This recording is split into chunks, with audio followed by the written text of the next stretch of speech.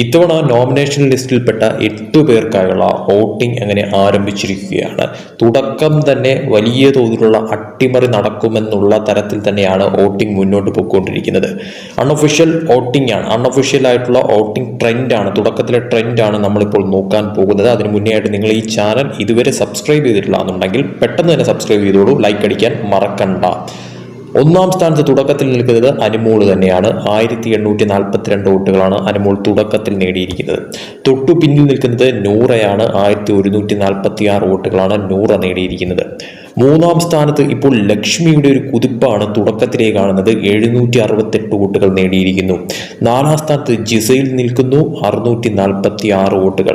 അഞ്ചാം സ്ഥാനത്ത് ഇപ്പോൾ നെവിനാണ് തുടക്കത്തിൽ നിൽക്കുന്നത്, 536 വോട്ടുകളാണ് നേടിയിരിക്കുന്നത്. ആറാം സ്ഥാനത്ത് ഇപ്പോൾ സാബുമാൻ നിൽക്കുന്നു, 432 വോട്ടുകളാണ് നേടിയിരിക്കുന്നത്.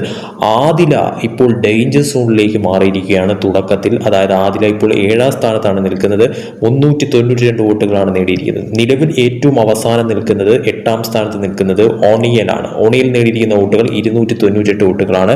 ഇത് തുടക്കത്തിലെ വോട്ടിംഗ് ട്രെൻഡ് മാത്രമാണ്. ഇനിയുള്ള മണിക്കൂറുകളിൽ ഇത് മാറി മറിയും. സ്ഥാനങ്ങളൊക്കെ തന്നെ ഒരു അട്ടിമറി സംഭവിക്കുമെന്നുള്ള കാര്യത്തിൽ ഒരു സംശയവുമില്ല. സോ ഇനിയുള്ള മണിക്കൂറുകൾ നിർണായകമാണ് എന്ന കാര്യത്തിൽ യാതൊരുവിധ സംശയവുമില്ല.